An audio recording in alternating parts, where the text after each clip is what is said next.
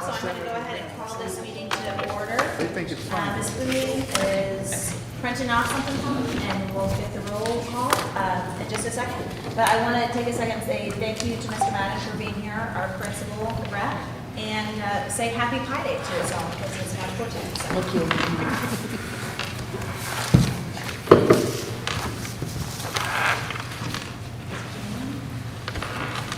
Thank you.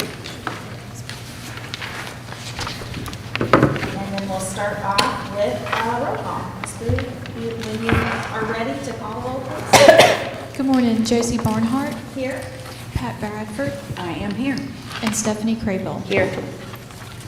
And so we're going to move on to approval of the minutes. And so what you're looking at Aren't we going to do is- approval of the agenda first? Yep, I'm sorry, I skipped right over that one. So do I hear a motion to approve the agenda? And I'll second. All in favor?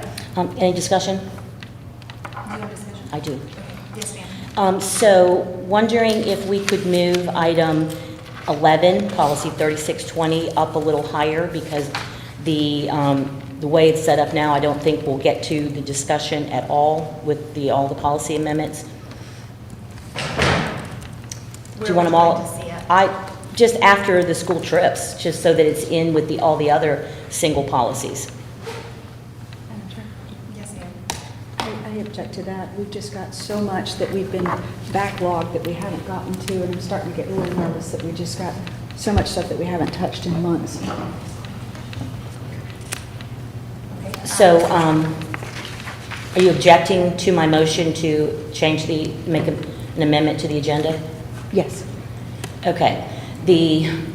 Before we move on, I have others, but before we move on, I really would just like to voice my displeasure about using the motion object, because that really is the motion to say, be quiet, I don't care what you have to say. And the whole purpose of parliamentary procedure and of our school board is to give everybody a voice. So if we're going to do it, I would respectfully ask that she doesn't object to it, she just doesn't vote for it. Thank you for that feedback. I am personally comfortable with the agenda the way it is. And so with the objection on the table first, we'll take a vote on that, and then we'll take a vote on Ms. Crable's motion. So you had a motion, did you have a second to what she motioned? No, I didn't get a second because you objected before anybody did. So I'm fine with that. If you don't want to move it up, not a big deal. I'm not going to argue about it.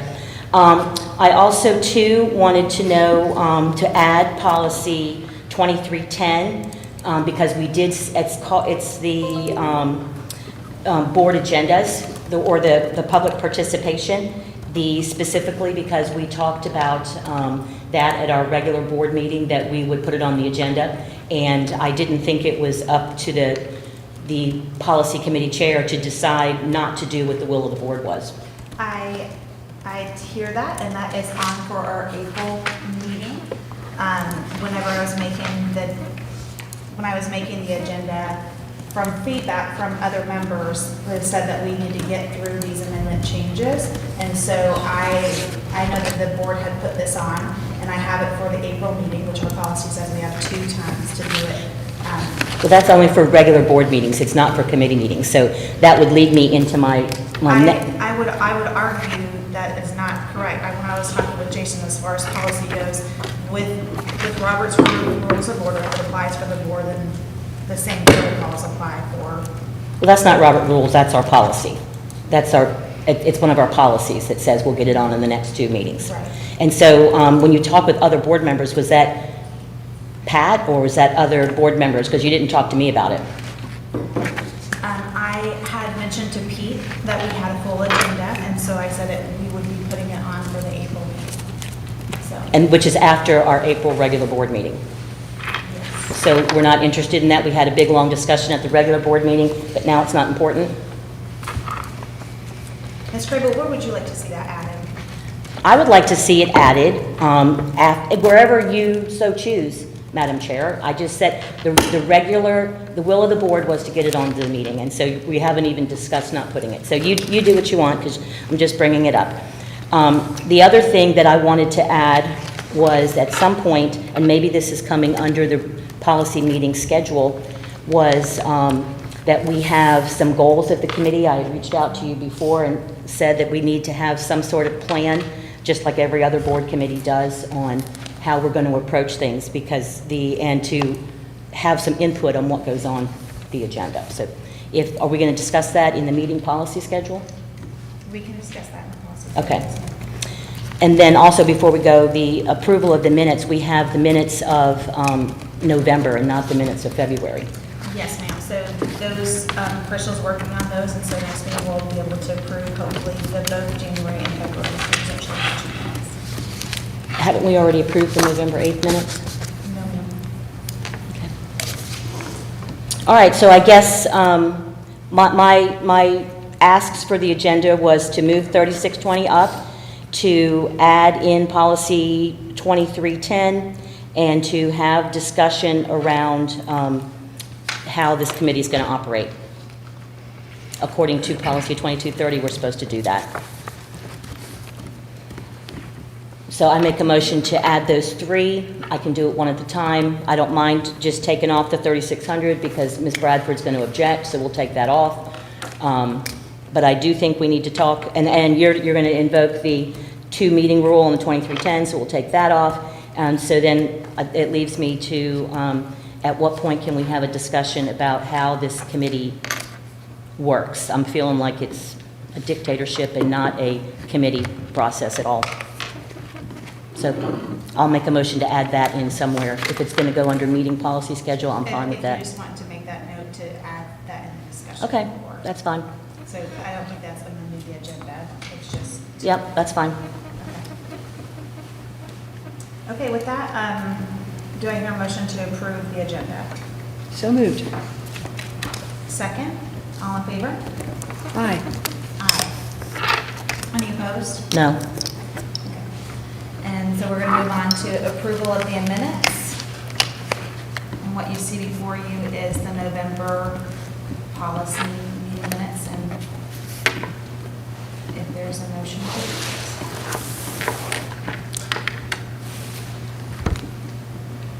So moved. I'll second that. So all in favor of approving those minutes? Aye. Aye. Aye. Any opposed? All right, so now that brings us to the policy meeting schedule. And this was brought up because there was a question to potentially change the standard meeting time to be the third Tuesday of the month. And I was waiting on feedback from our central office staff prior to putting it on the agenda. So in the discussion, there was no conflict, and it just needed to be an official vote to do that. But with that being said, I'll also open it up to Ms. Crable to add to your discussion that you brought up just a few minutes ago. I also, too, wanted to, well, I'll just wait until we start talking about the date.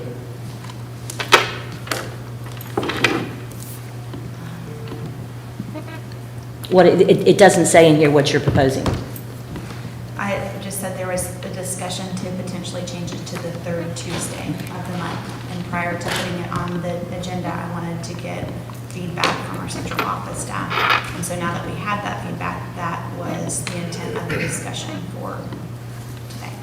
So it's moved from the second to the third? Yes. Still from 10 to 12, just not the second Tuesday, it'll be the third Tuesday. So my concern there is that with the third Tuesday, the turnaround time for the next board meeting is really fast, and that we won't even be able to meet the criteria for the agenda review submittal items because it will occur after the meeting for the agenda review. And our policy 2410, talks about that, about how we, and I brought a copy of that, or you can, probably you can pull it up, but where we talk about, we have to submit proposals, to the, for the agenda ahead of time, which we're not going to have time to do. So that means that we couldn't really approve policies until the following meeting. The agenda review would be the following week, so it would be. But we have to submit stuff a whole week ahead of time, so we're going to miss that. We're going to miss that opportunity. It would be right at the deadline. It wouldn't be, I don't think we'd miss the opportunity. I think it would be right there, like so then I would just send an email to say these were the ones that policy. All right, then, can we, I'm just thinking that it's really not enough time for board members to have a look, for the community to have a look. Maybe we want to look at, I've seen some other districts where they put, they have like a link, a repository link that has open policies for discussion, and they allow their public to make comments on it, similar to like the Title IX standard and OSHA standards for rulemaking, that you have a public comment period. So if we're going to have it that short, I think we should have it up for more people to be able to give feedback for us to see, and not just feedback coming to one person. Well, I had initially discussed with the board of potentially creating a portal of sorts that people would be able to give specific feedback on topics.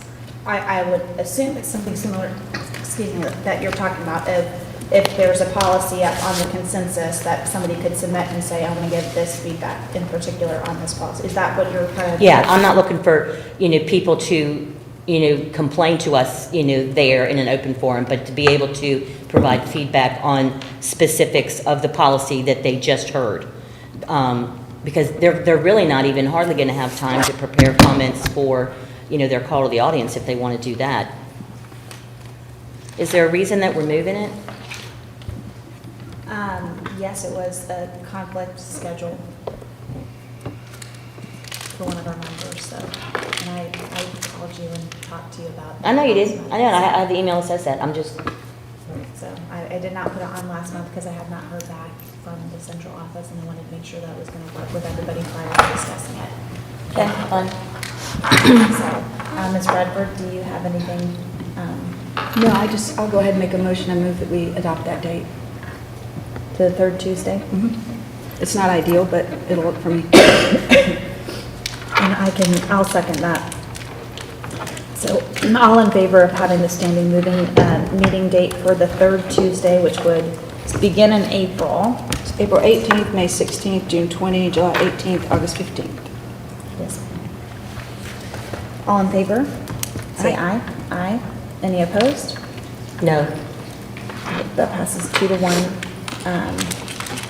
And then with the discussion with public comment, did you want to see about instructing either central office staff or bring it to the board to create a sort of a portal of sorts that you're discussing, or? We would have to bring that to the board. It has to be to the whole board, because, I'm just bringing that to this committee. And if I can't even get it past this committee, then there's no need to bring it to the whole board. And there's no need to direct anybody from central office to do anything. What opportunities do we have for the public to speak now? What portals do we have? How many different avenues do we have? Because I think there's a couple, right? Yes, ma'am. Obviously, the information to email the board directly is prominently on the website, and if they email boardmember@nhcs.net, it goes to all board members as well as the superintendent. That seems to be working. Right. Obviously, you have the 3 public participation meetings per year, which you've established the dates for, the first of which you've directed to be a town hall. I would offer for consideration that future meetings after that consider a different format, because if it's a packed house as you would like to see, not everyone's going to get an opportunity to speak, because that is limited by policy to 2 hours. So for consideration there. And then obviously call to the audience, which I think you've tabled the discussion on that sign-up process. We're exploring options at the direction of the board to look at a lottery process, present different options to you to make it an equitable, shall we say, process, to where we're not reliant on a specific time point or a specific technology to sign up for it. But that process, again, is governed by the policy mentioned before. So I think this committee will take a look at that policy and see what to do with it. But and then obviously we have various social media platforms, which folks also, it's an interactive area. We do not limit comments if it's not egregious, if it's not bad language, if it's not in violation of policy. We take criticism on those platforms as well, and the community and everyone is available to see. when the media reports on the school district, the similar opportunities are available in those comment sections across those various social media platforms. So, and then finally, I would just highlight that we have a portal of sorts, if we want to call it that. It's called Next Request. It's on our website. It's where anyone can request anything from this district, public record-wise. So we're in compliance with all applicable laws to turn over that information. We've closed out in that portal somewhere around 300 requests. There's thousands of pages of documents that are uploaded there for anyone to inspect, as you've heard me mention before. So I think that's probably about it. And the one for students to report something? Ethics. Yeah. Ethics 360 and say something. And that's less communication-centric, and that's more. Yeah, just wanted to add it to the Right. list. And also Say Something. The Say Something app is what students use most. And the Ethics 360 is also available to all employees, parents, and students. My point, my point in bringing this up was there are people that don't follow the policy committee meetings, so they don't know what we're discussing. And they may not be as savvy as others on going to look it up. So if you go to the Board of Education website and you click on policies for review, that is one of our major jobs. And I don't think it should be done in a vacuum and under the complete direction of the policy committee chairperson. And so when we put things out, I'm used to doing that in my line of work, where when something new comes out, we have a chance to have comment, the professionals in the area. So just like we did with the whole Title IX, that rulemaking, that just closed not too long ago. So that's what I just want to make it easy for people to see what we're discussing and not have to follow along in Assembly and look at them and rewatch every one of our YouTube videos on what did they discuss. And with that regard, this is not just the chairperson and policy. Many of these changes have come from NCSBA, and the policy experts in the field have said, Ms. Barnhart, these are things that I need to address. So this is not just policies that Josie Barnhart is bringing to the table. These are policies that have been updated. We have been going through the NCSBA, the substantial and the minor changes from the fall, because we have contracted with them to give us feedback. So this is not me creating whatever I want to talk about agenda. This is trying to get through what the board has given, and respectfully, I do understand the CTA, and I think that this is, I wrote down in my notes to potentially to include a portal, and I don't know if that would look like a regulation or something that we could do, but when we discuss this, because it looks like there will be a decent amount of overhaul in the conversation to do that. So I'm just going to give that feedback too, because this is not Josie Barnhart just setting it. This is taking feedback from everybody that was working within the district to do that. Well, I would respectfully disagree with a little bit of that, because some of the things that have come before us first were not coming from the NCSBA regulations, such as policy 3620, 4720, 3610. Those were all policies that we already had that were not included in that big lump sum. So that came from the board directives that had been from December's meeting rolled over to January's meeting, rolled over to February's meeting, and here we are in March. And so this is, I believe this is just an attempt just to be frustrated with the fact that I'm the chairperson, and respectfully, I'm trying to get these things on the agenda that we can come to consensus. So with that, we can move forward to surveying students, and I know this came up in the EDI meeting that we have a student voice that wanted to send out a survey, so we need to hash out what is going on with this policy and the changes that we want to make so that we can discuss that to the board. Madam So- Chair, I call for the orders of the day. Can we follow the agenda Yes. for 20-some minutes in?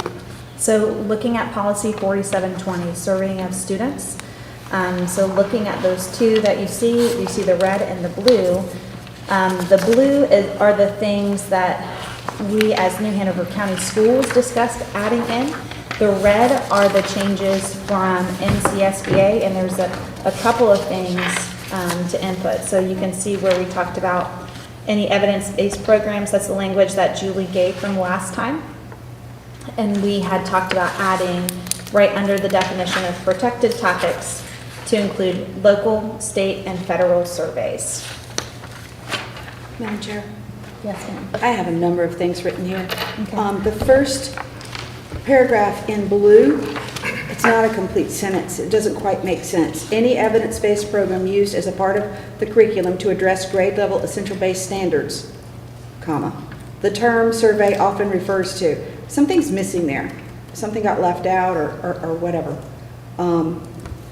If you run down to A1C, sex behavior and/or attitudes typo, you need a space there.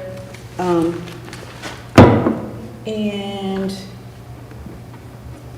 page 2B, parent notification. Are we applying that now? That hasn't changed? Only the red and the blue are changing, so we're doing that now. The school system notify parents at the beginning of each school year the specific approximate dates of administration of surveys concerning the protected topics. Parents have the right to review and survey the concerns that concerns one of the protected topics. Are we doing that now? Yes. Okay, thank you. And that's via the student handbook, to be specific. And that student handbook, Julie, how is it distributed again? It's obviously on the website, it's sent out, and then is it Scribbles process or? Yes. Okay. Yeah, so the handbook is, parents have to, the Scribbles beginning of year process reminds parents to review the handbook, and then they have to do a check that they've done that. And the handbook has the topics. The handbook does not include the approximate dates because our policy says that we will put the topics out, and if we know the approximate dates, we will. We have not done any surveys Okay. on that this year. Same page, second batch of blue. Should that not read New Hanover County Schools will develop a universal opt-out? You can add that. Going down to B. And hold on, and as we go through, so that we're all on the same page, if there's, Ms. Crable, if there's any, looking at the first page, if there was any other feedback from that, so looking at that first blue paragraph, what would you like to see change there, Ms. Bradford? I'm not sure exactly what the intent of the paragraph is, but I think it has to do with what we talked about, the pre-assessment and post-assessment, but there's just something missing there. Yeah, I'm not sure. Maybe it's supposed to be a period. Yeah, I'm After not comma. sure. I don't know that was my language. It says it came from us, because it's blue. So, I don't know, okay. Yeah, committee members, this is Jason. I don't know if you can hear me. good morning. So if I remember the conversation at the last committee meeting correctly, that conversation centered quite a bit around the idea of expanding the scope of protected topics to be, the way the policy is originally written, the way it's in your manual now, it really just tracks the Protection of People Rights Act, a federal law that establishes certain rules for surveys involving the list of So protected is there a way topics you under word it? A1. Does it make, The discussion, and that requires an opt-in. The discussion at the last meeting, if I remember, Well, was Ms. Crable around had said just change it requiring from that all comma to surveys And be that opt-in. doesn't even make sense. And Yeah, so so- if I remember I don't know, correctly, wherever that came the So from. where did we intent get of the this words from? language Did was you to send Crystal clarify and it just that got pre lost, and or- post assessments Say are again? not surveys. That's my memory. This was to carve out pre and post assessments. That's my memory as well, Mr. Weber, is that we were concerned about several of the programs that we have in our schools, that we have to take we call them surveys, but in actuality, they're pre-assessment, pre-curriculum delivery assessments, and then post-curriculum delivery assessments. And I think that is what the intent of that blue was, and Ms. Varnum was going to give us the words so that we could continue with the programming we already have in place that requires pre- and post-assessmments. Yeah, there's something missing Yeah. between standards, comma, and the. Okay. Well, I and think and it's- before it shouldn't be getting in to the there. language, it might help. So this policy that you have in front of you now, with the proposed revisions in red and blue, this is different than the policy that was discussed at the last meeting. It is. The last meeting, you talked about, having a policy that requires all surveys, literally all, would be opt-in. This is different. So this requires only those surveys that cover protected topics that have local, state, or federal funding to have an opt-in. And again, it's limited to just these topics. So I guess the question would be whether you need the language in blue now that this proposed policy that's in front of you today has a more narrow scope than the one you were discussing in February. Madam Chair, question. Yes, ma'am. Did we vote to not do the opt-in? I thought we did. Did we? I thought there was a, It got brought back from the board with the intent to look back over for that purpose, to not have fully the opt-in for everything. So then, from my recollection, we were talking in the protected topics. To expand that to be local, state, or federal, any of these protected topics to be an opt-in. But then to have some flexibility with, I can't even give an example because I'm not sure. So the this ones I haven't is given. two ways. If it's protected, it would be opt-in. If it's not protected, it would be what we're doing here, right? Am I following that process? It was my Right, understanding so- from the meeting that I don't know that I thought we voted to bring it back to the policy, that we did not make an official vote. That was what we were talking about, is to make everything opt-in. And then that's when Ms. Varnum brought up the fact that we had pre and post assessments. And so that got sent to policy.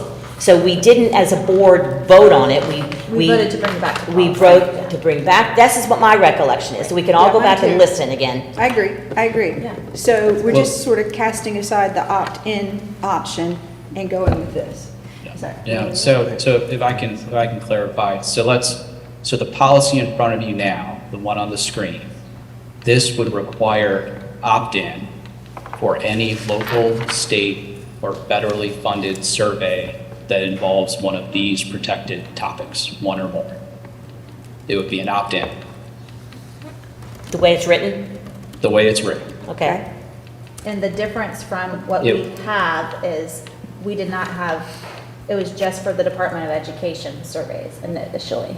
So we're including all of, any level, whether it's district level or school level. We are saying if it includes protected topics on any capacity, it has to be an opt-in. Right, that- and any survey that does not touch on a protected topic, that would be an opt-out. What was your I just wanted to make sure, because I'm somewhat confused, because when we were sitting up there, we had talked about they were not getting the number of participants. And I thought we had moved past it. And so we're coming back, I don't think we voted on it. I don't remember voting. okay. I mean, we can go back and listen, Yeah, but I don't think so. Is this, but, so I guess my question, I is would've this remembered what we that. are really wanting to, are we wanting to be this stringent on this policy? Because this will, we may not get any data. Yeah, we're good. Right. I'm not objecting to this. Yeah, right, I just right. wanted to understand where The opt-in language, went. yes. And according to our attorney, this is opt-in as it regarding local, state, and federal funding surveys. It's opt-in, period, and the rest of it is you can opt out. So with So- And I that think that's caveat, what, I'm good. I think that's what Dr. Faust is saying, by the way this is written, by the way Mr. Weber is saying, at this point, opt in for all protected topics, otherwise opt out, that we will be in that situation where we will not have data in return. You're objecting to this. Right, Yeah. because so, like, do we take any surveys on political affiliation, mental or psychological problems? Well, we may, on the youth risk behavior surveys, it will ask about, do you experience anxiety, depression, that kind of thing. And so it depends on how you're terming it. It doesn't ask about diagnoses, no. Okay, what about like sexual behavior? Not personally necessarily, but in our prevention programs, and I'm gonna, such as shifting boundaries or bringing in the bystander, it may ask about behaviors that you've observed. and how would you approach if somebody is in an unsafe situation. So we kind of gauge where student skill levels are with regard to self-protection and protection of others. So is that if a child is in that group with the adult, would the parent have to approve before the child gets into the focus group? Yes, those are parent consent. Okay, so, Those specific classes are, yeah. So I don't personally see that as an issue because parents are signing their waiver for their child to be in the class. But I know that's the one that keeps getting brought up as the surveys. I guess the other ones are the ones that are not. The youth risk behavior surveys are the ones that really need to be cast across the student population. Those that are randomly selected, because they are randomized anyway. They're randomized across the state. They're randomized. They don't include a whole district. They include certain schools and certain grade levels. And those are the ones that our data really is important to help target for funding. So you're concerned with this blue sentence, right, in capital A, for local, state, or federal? Because if we add that in. absolutely. Okay. Because, so for instance, we, last year, when the state went to do the North Carolina Tobacco Survey, and it took forever, and so we missed out. And so we kept getting nasty grams from the state saying, hey, we need the survey. And we were like, well, we got to take this survey because it was outside of our 5-survey window. Right. And a lot of those, that's just one in particular, but then there's one that, well, I won't say one, but there's some that are coming from the feds. Those surveys are like national surveys for school districts that are pertaining to education. We're never able to identify anything that one student says on there. And I'm not speaking for all parents, but I don't know if they're thinking that we're questioning kids and wanting to force them in a way. That information never comes back from us on the feds. It's always, if that's the case, then it's coming back as our district or districts in North Carolina, districts in whatever from the feds. If it's a state, then they're isolating it and putting it in subgroups. But we never are able to see the individual student. If it's in the work groups, as she's saying, a parent actually is signing the child up. So you may have behavioral groups, you may have divorce groups, you may have any number of groups where counselors meet with students, but parents have to sign those individuals up before they can actually meet, because the parent is typically telling them, I need my child to be in a group for X. And so there are forms that the school gives the parent. So I just don't want us to be so locked in that then we're not able to do surveys, and then I would have to call an emergency meeting, board meeting, for us to vote on to release a survey or to take a survey. Because the superintendent and the board president are the only two that can call a meeting. So we'd have to post it for 24 hours, get all of you on Zoom. Now we can do Zoom to vote on the survey. Well, and I was gonna, and I hear Ms. Bradford, so I was gonna say, so this is the question mark here for local, state, or federal survey. But maybe we can finish going through with the rest of the committee to see if the other caveats that we have worked on, if we're comfortable to cross that out. Does that sound? Yes. But Dr. Fast, you brought up a question. We get paid for surveys? We get funding from surveys? Not in particular, like it doesn't come, like a federal survey may go for something that they're gonna do for all students. So it's not like pertaining to New Hanover County where we're getting funding for it. What about state? Unless, with the state, it may be that we have, there's a project that's in place and they're surveying students on it. But we don't receive a check per se. Just understand when I'm talking about this, as a mother, grandmother, great-grandmother now, I don't like surveys. I don't like to fill them out personally. I don't even like filling out my census forms. There are the people that can't wait to get them. So I'm basically anti-survey. I don't want children exposed to questions that I haven't seen in advance. So that's just me. I'm not looking for nefarious situations. It's just I don't like them. But because we I'm more private than that. because we receive money from the state and from the feds, we are locked into certain things that we have to because we're not a public entity. So we get I'm money not from private them, so we entity, kind we're of not have to play private by their rules, that's what you're saying. Right, and to clarify, so for many grant projects and many potential pots of money to address a certain need, we're going to be requested did we participate in any surveys, or is our community represented in a community needs assessment? And if we don't ever participate in those surveys, then our community isn't represented in a community needs assessment with regard to, and for mine, it's really going to be about risk behaviors for students. And so if we say vaping is a real serious issue among our students, have we participated in any community needs assessment regarding vape behaviors? And if we say no, absolutely not, then that's very likely going to interfere with whether we're going to get any funding to address a problem that we haven't measured.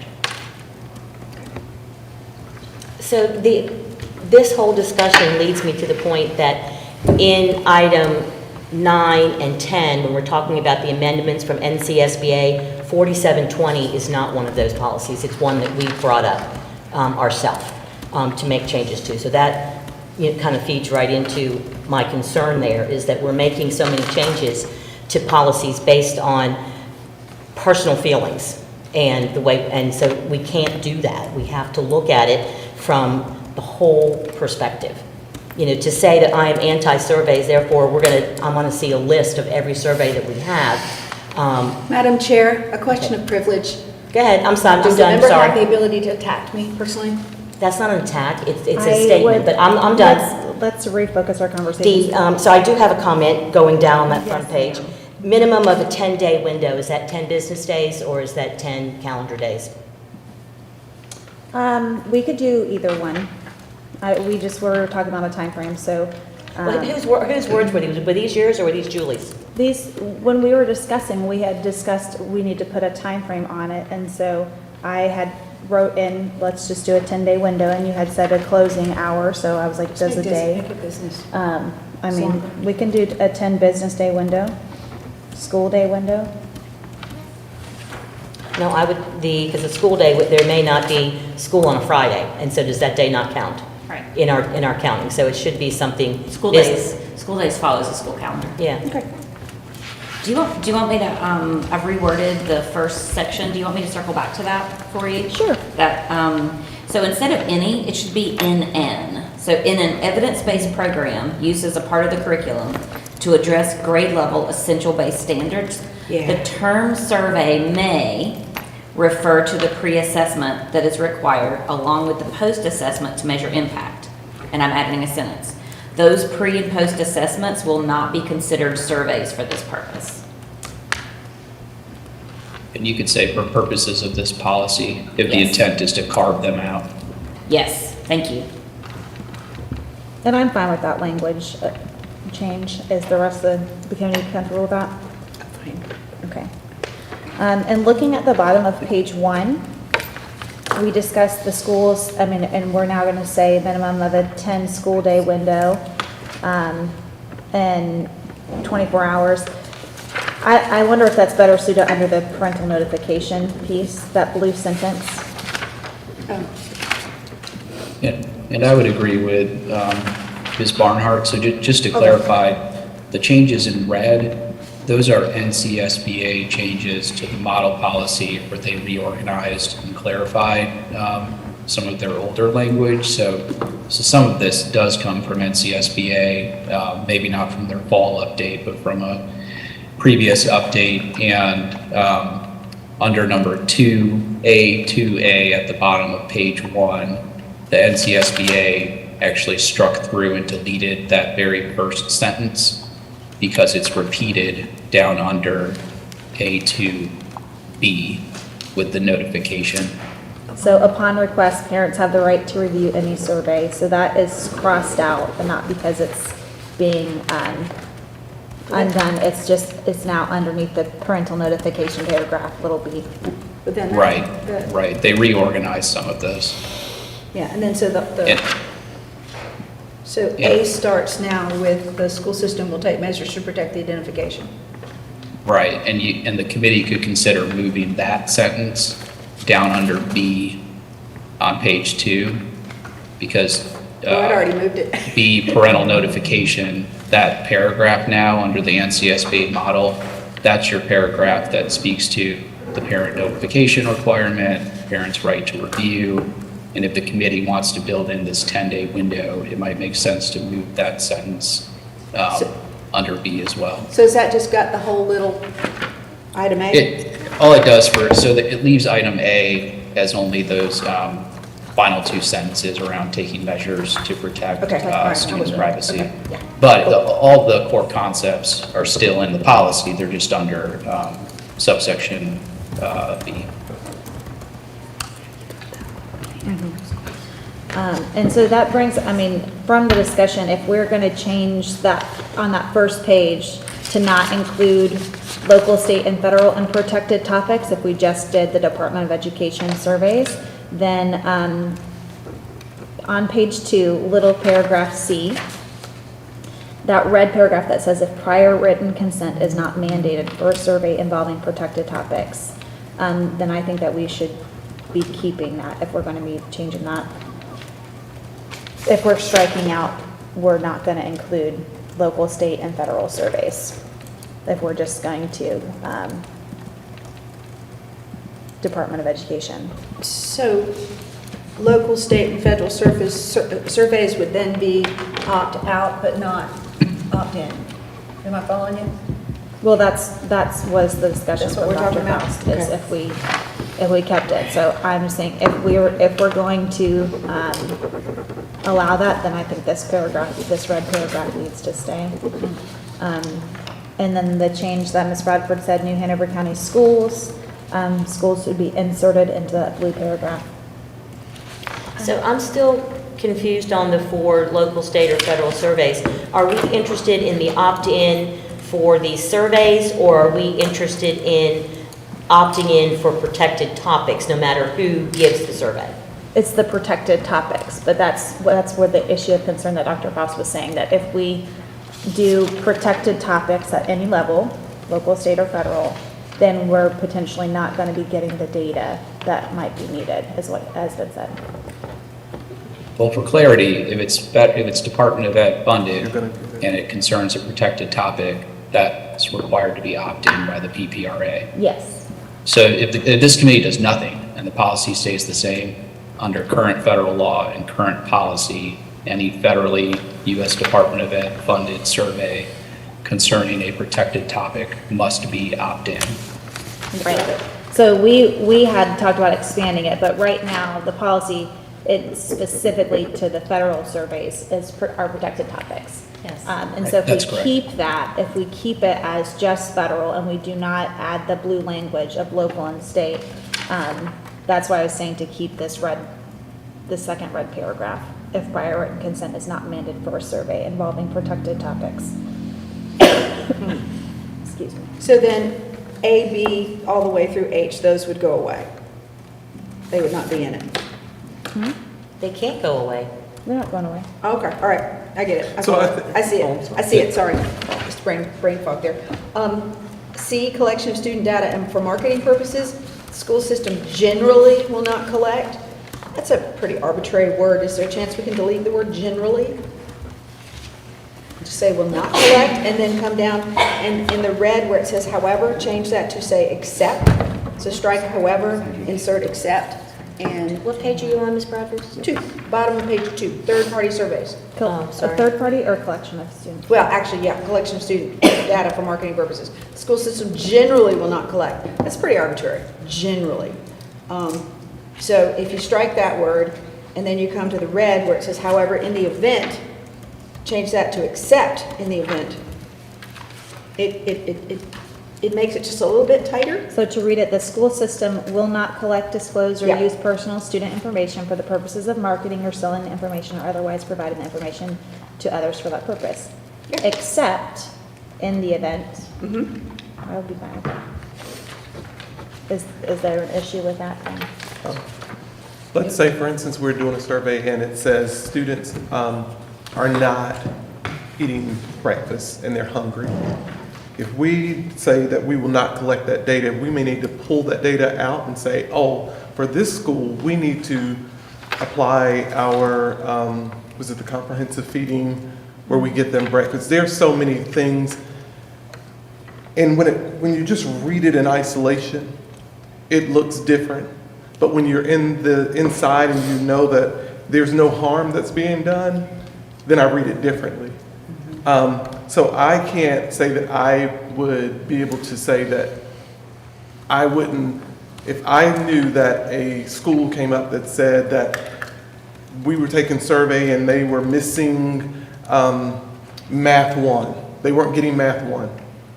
And I read that data and I found out, and I knew that everyone else was getting it, I'd have to do something. But if I didn't take that data, then I would have to not look at it. So when we generalize it,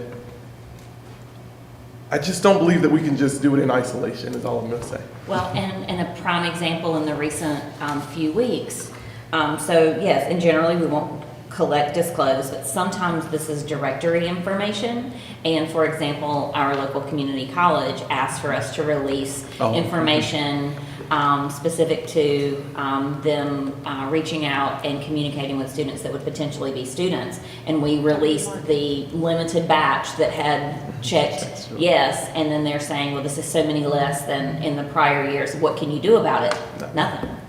I mean, so those are real situations where we would want to release more, but we aren't. But it's whether it's really directory information or not. And I'm sure Jason can weigh in. Well, last meeting, I thought we said we're running around 5 surveys a year, or was it 5 to 10? So how many are we talking about here? All total? Yeah, this wouldn't necessarily, this wasn't necessarily about survey, it was about the release though. Yeah, because Yeah. whenever you're The releasing collection. from marketing or selling, I just really feel like we need to protect the Yeah. students' information and the parents' information from marketing and selling.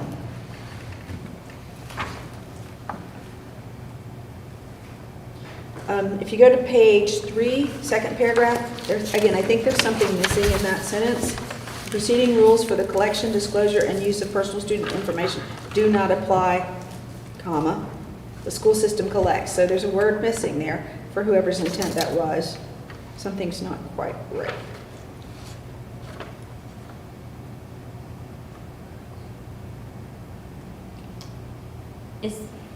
I'm sorry, I feel a little bit lost in trying to figure out where they came from. Do we have track changes? Are is this one of the ones that we don't have the option to follow the track changes? Okay. There should be an if instead of a comma. I'm looking then? at the School Boards Association model policy. Then the, Do not apply if the school system.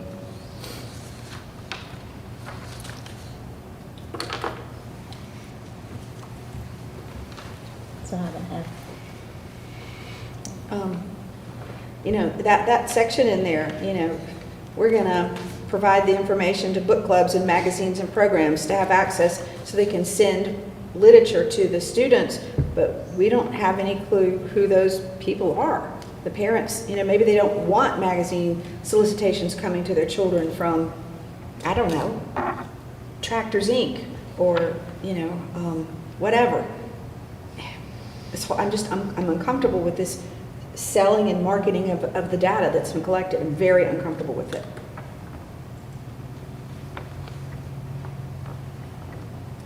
I mean, if you back up, it says offer the parent the opportunity to opt out the collection disclosure or that.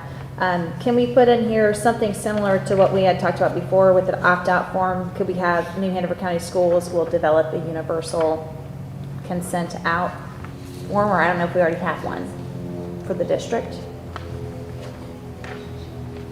Specific to surveys or for Just release of information? Yeah, in number 3, it says offer the parent the opportunity to opt out the collection disclosure or use would of the work. student's personal information. So that already exists in the Okay. FERPA, and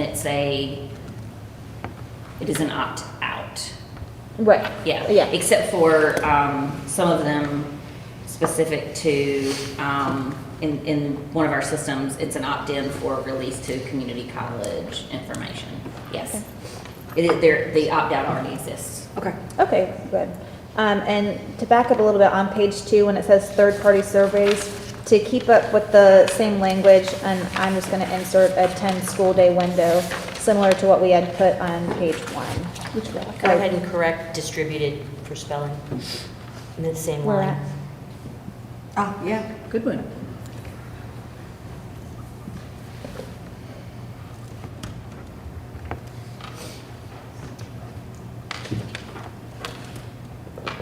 And again, just to clarify, the first part of that language. Can you speak in up, blue- please, Mr. Weber? Sorry, so just to clarify, the first part of that language in blue, parents and eligible students have the right upon request to inspect any survey created by a third party. That's consistent with the School Boards Association model policy, so that's actually not new language. The new portion would be the adding the 10-day window.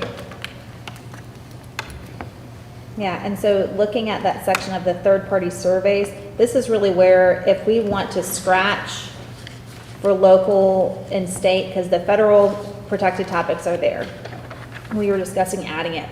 So the second paragraph in third-party surveys, it says the board will be notified about any third-party surveys given to students. The board has the right to view the surveys given as well as be informed of what will be implemented as the results of the survey. And that is just for you guys to share with us what is going on with surveys when they do happen. The intent is not to make it be upon request. It's just going to be something that is naturally done if the staff are giving survey and there's results being done. There will be an information given to the board on it, if that makes sense. So now it kind of comes to the question, by having those caveats, are we comfortable to take out local and state at the very beginning in capital A and just allow those protected topics to purely be in the federal surveys? Or do we want to remain?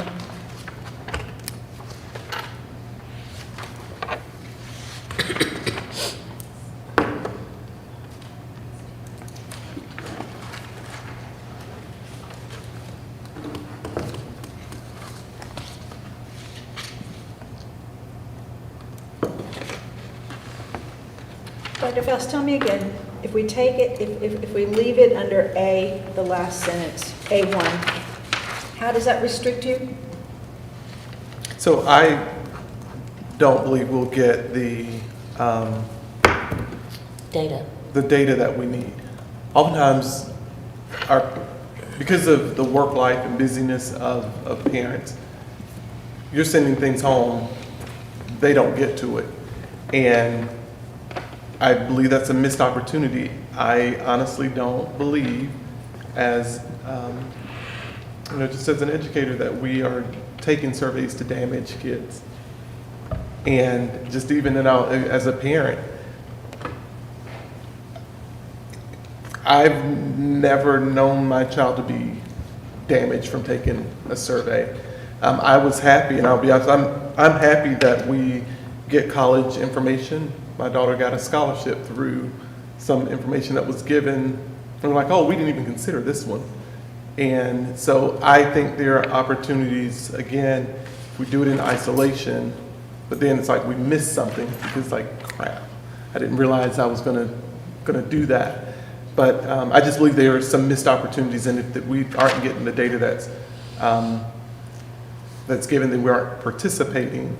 And then there could be financial repercussions for our district if they're given to the state, we're not getting it.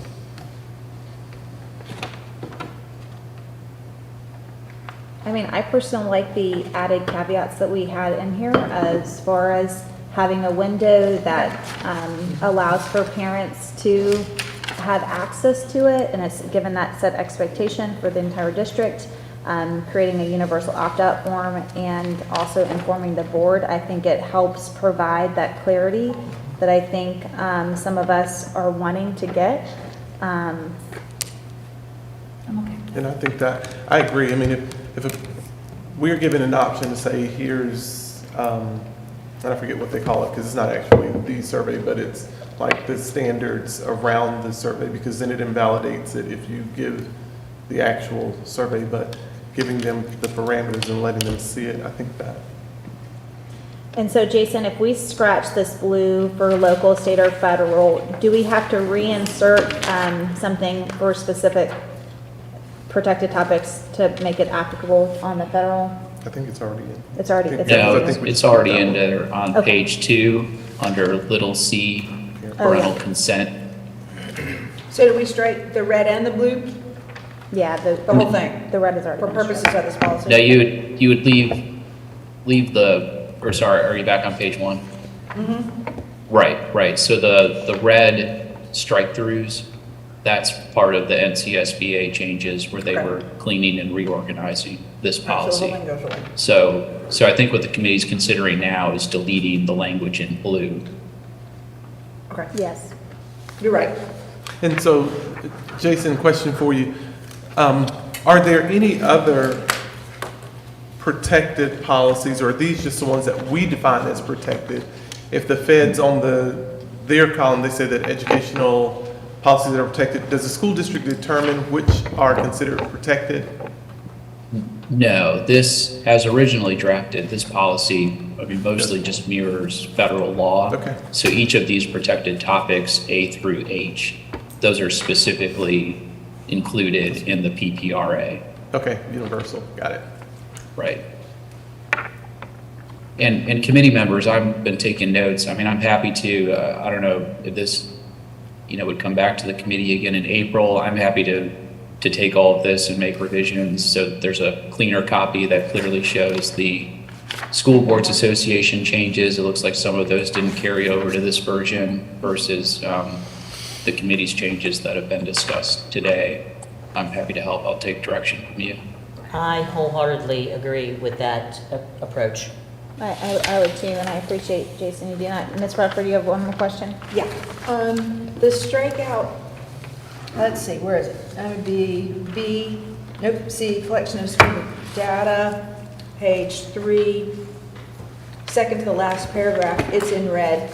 It's been deleted. If the school system collects such information from students for the purpose of marketing or selling the information to develop, evaluate, or provide educational products or services as described above, upon request, parents may inspect any instrument used to collect information before it is administered or distributed to the students. Is that duplicated somewhere else in the Yeah. text? Where is it? Just above. Is it the Look at one up parental above? notification? Parental It's- notification, and then we're adding that window as well to have that 10 school day window that parents may view the survey, and it'll post 24 hours in. So, What page are you on? second, parental notification. And that's also captured under Okay. big C on page 4 and the top of page 5. So again, a lot of the changes in red, that was the School Boards Association reorganizing the policy, but not changing any of the Okay. I see. core concepts, because those, again, just flow straight down from federal law. Okay. So we'll hold 4720 in committee and have those updated changes to hopefully have a very easy passing for next month. So the, Yes, ma'am. before Jason gets rolling in that, I just want to be clear on what we think we've decided here today. Okay. So we are opting in for protected topics. We are opting out for any other survey that we do. Is that right? So it's opting at protected topics specifically for federally funded surveys. So there's Right, only the one, potentially yes. an opportunity, like Ms. Farnham said, that if we have a local or individualized school survey that potentially deals with at-risk behavior, would not be an opt-in. So we're opting in only for federal Department of Education protected topic surveys. Yes. Okay. And then, Say all that, right. wait a minute. Say that one more time, Josie. Ms. Barnhart, I'm sorry. If it's a local protected topic, we're not That's- opting in, they only have the option of opting out. That is what the discussion from staff is saying too. So we're opting in on federal surveys of protected topics. We are opting out of everything else. Is Yes. that what we're saying?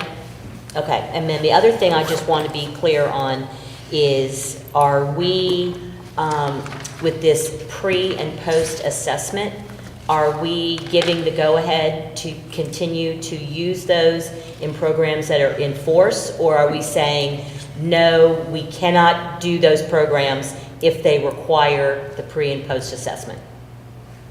I think we're good to go with this language, right? I think so too, because Okay. it says. That's what I'm getting. Okay, no, I just want to be clear, because I'm not Would it- sure what I'm getting. Would it help for me so- to read it back with the changes I had from the conversation? Sure. To read that very first page, language in blue as I think it's revised. I have it as, in an evidence-based program used as part of the curriculum to address grade level essential-based standards, comma, the term survey often refers to the pre-assessment that is required along with the post-assessment to measure impact, period. Any such pre- and post-assessment will not be considered a survey for purposes of this policy. So my follow-up question with that, since we are not moving this policy forward at this time, does it mean that we can still continue on business as usual? Okay. Yes.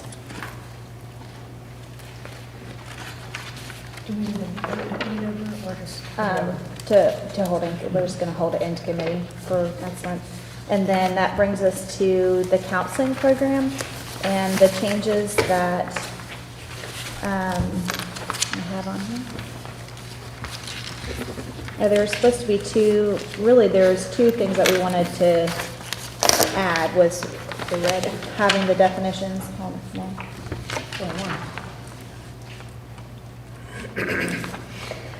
on, we were gonna add the definitions for individual and group counseling, and so we'll need to add that before we bring it with the board. But right after that first paragraph, that's what we had discussed last time. And I have 3 questions, maybe 4 on that first page. First paragraph, 6 lines down, in blue, workforce. Why was workforce struck out? Does anyone remember? Where are you? First paragraph, counseling, Yep. 5 lines down. Graduate career, we're going to enable students to graduate career and college ready. I guess career covers it, but, and prepared for lifelong learners, to be lifelong learners. Oh, I say what workforce is struck out because it's a part of the previous sentence. Yeah, these were Does changes. graduate, references, yeah. to graduate career, does that hit our guys who are going off to be mechanics or, Yeah. Career.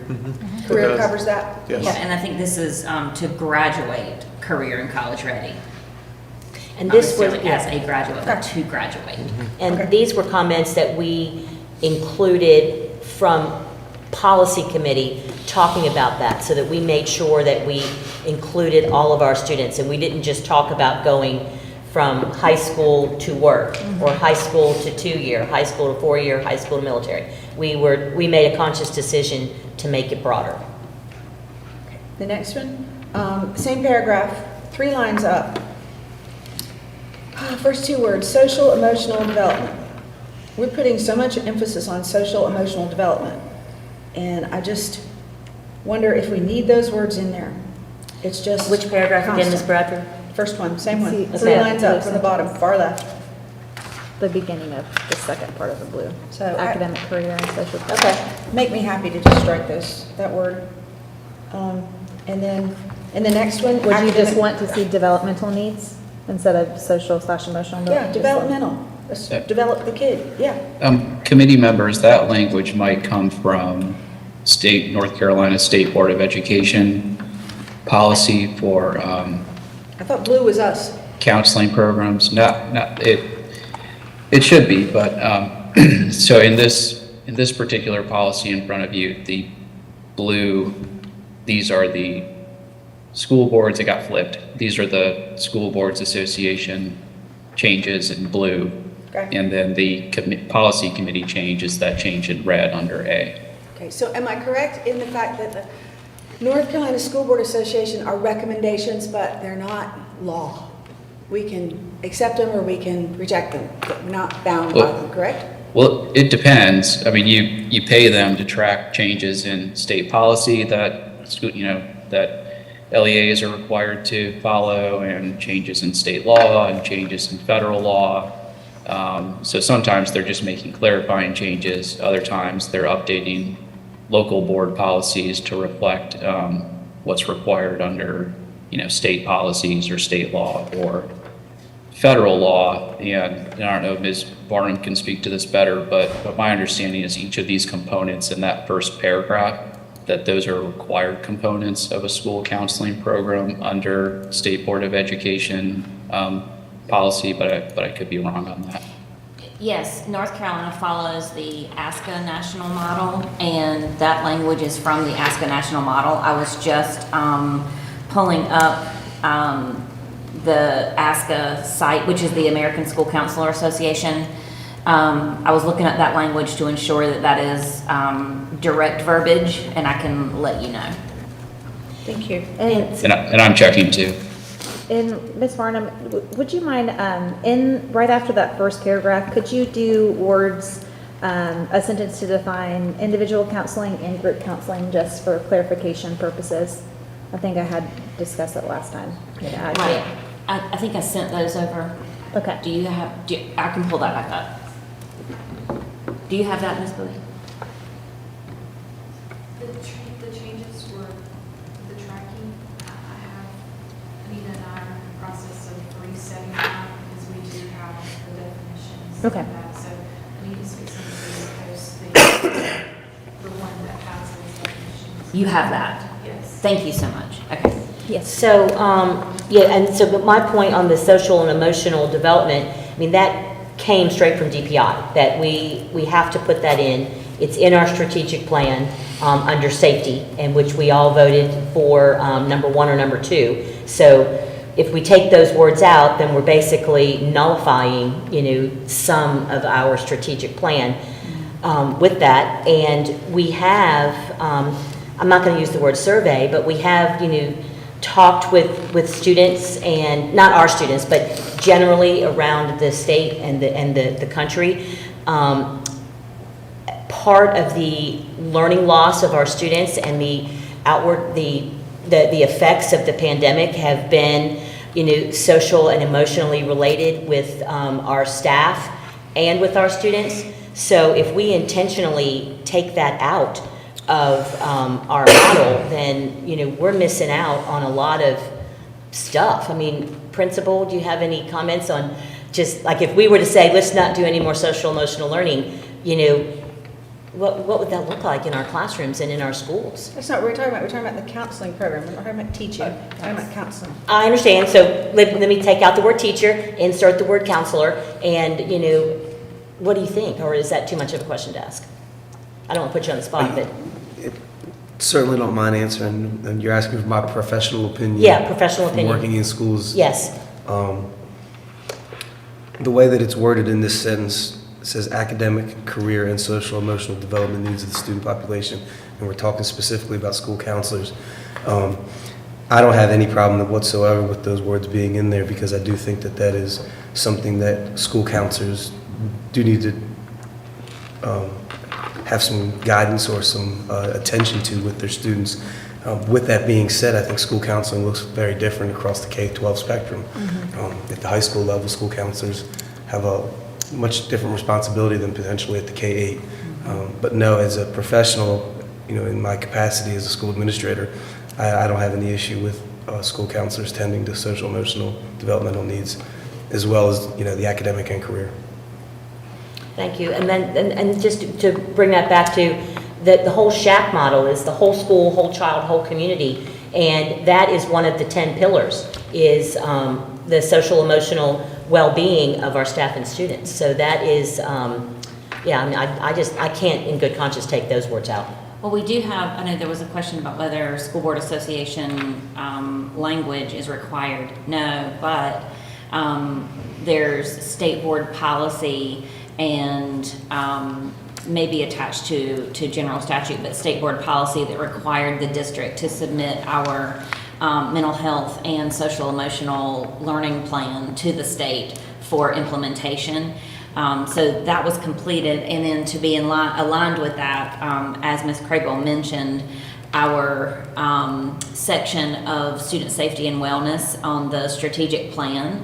One of the 3 strategies among people versus places, because that's a shared strategic plan goal with operations, is creating supportive school and classroom climates, provide explicit social emotional learning instruction, and then fostering high quality professional learning. So I would also be concerned with that language being removed because it's a part of that Ask a National model.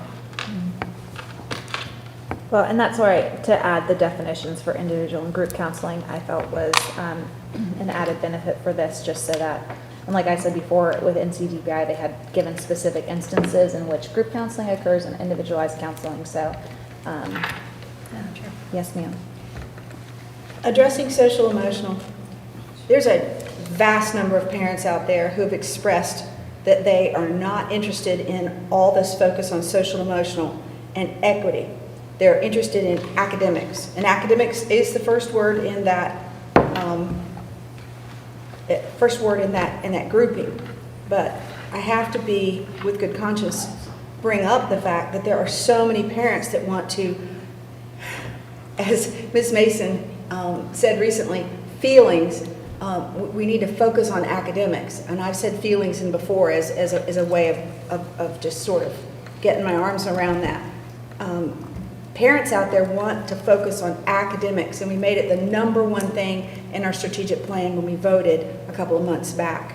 And so I'm going to give you pushback on social emotional, and in the next graph, equitable access. What happened to the word equal? What happened to equal? Why are we just all now equitable? Can I? Yes, sir. I love this conversation.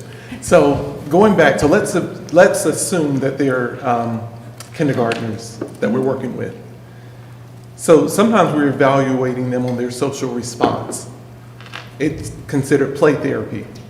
So I can't, or if I'm teaching them, there are certain responses that, because they are 5-year-olds, that is a perfect response socially. If you take a toy from them, they cry, emotionally that's socially correct. If I am working specifically with a 7th grader, we're doing play therapy. If I take a toy from them and they cry, that's socially and emotionally skewed, so I would need to look and see what's going on, because we're looking at social and emotional responses. And so sometimes we, as educators, understand that there is an emotional response to certain things that we're looking for, and it's appropriate. However, if I am not a teacher, I'm not an educator, I may wonder why this child did X. This child is too big to act that way, but that's socially appropriate for that child because of the age. We call it the non-development of the executive function. So there are some things that go, and that's in the brain. So they are responding appropriately to their age. If you go to a pediatrician, they're going to tell you within this scope, kids are socially where they should be. So we have to measure socially. We have to also look at emotional responses. Sometimes, of course, anger is an emotional response. So if we negate the fact that there's no emotional response, I don't think we're actually teaching the development of the whole child. Then when we go on to equitable, if a child is in kindergarten, he or she is well above the kindergarten, do I keep teaching them equally their colors? Because that's what the curriculum says. Or do I advance that child and say, now, not only are we going to isolate colors, but you're going to talk about blending the colors. If I put blue and red together, what are those colors? Now I've differentiated, which also means that I have created not equal, because now if it were equal, every child would be getting that, but every child can't go where that child is going at the moment. So we have to then diversify and look at the diversity in the classroom socially, emotionally, and equitable for a child. I think what happens is sometimes people think of those as black and white, and somehow some language, some non-educator put CRT with social and emotional learning, and they don't go together. Because we have to embrace the social concepts, the emotional concepts, because I can't teach my math students if I don't recognize that a child has had a meltdown and I just keep going, I just keep plowing through it. But it may be something that I have to look at and we have to talk about, okay, that emotional response, and we do it often. When there's an outburst, a child is talking back, it's like something emotionally happened. What happened emotionally? So what are the correct responses that we could use versus you lashing out with those derogatory words that you use? That wasn't, in this social setting, that wasn't correct. So we've got to talk about the social setting, the emotional setting. And so I think those are the things where when we sift through it, that's what we're looking for. We're not looking for, and I'll just be honest, I don't know what that other is because it doesn't relate to what social emotional learning is in the sphere of educating kids. And to add a period to that, Not important. this isn't because we are wanting to focus on feelings. We're addressing barriers to learning. So when students are in that math class and they are unable to engage with the learning because they have some barrier that's rooted in social emotional competencies, then it's incumbent upon us to address that so that they can access that instruction.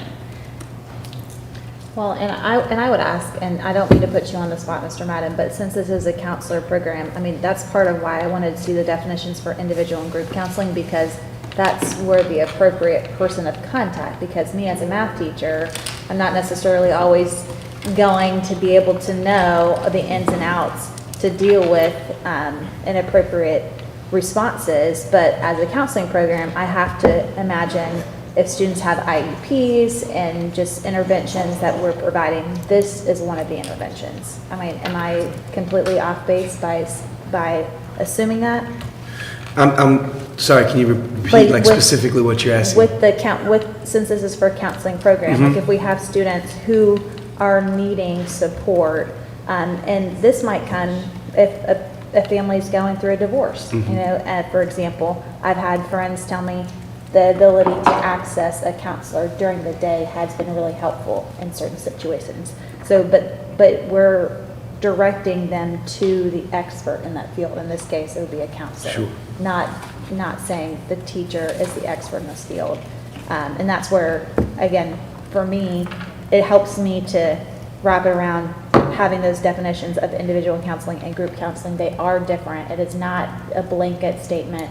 Every child needs this, and so this is what we're doing. Group counseling is defined by certain different things that have triggers.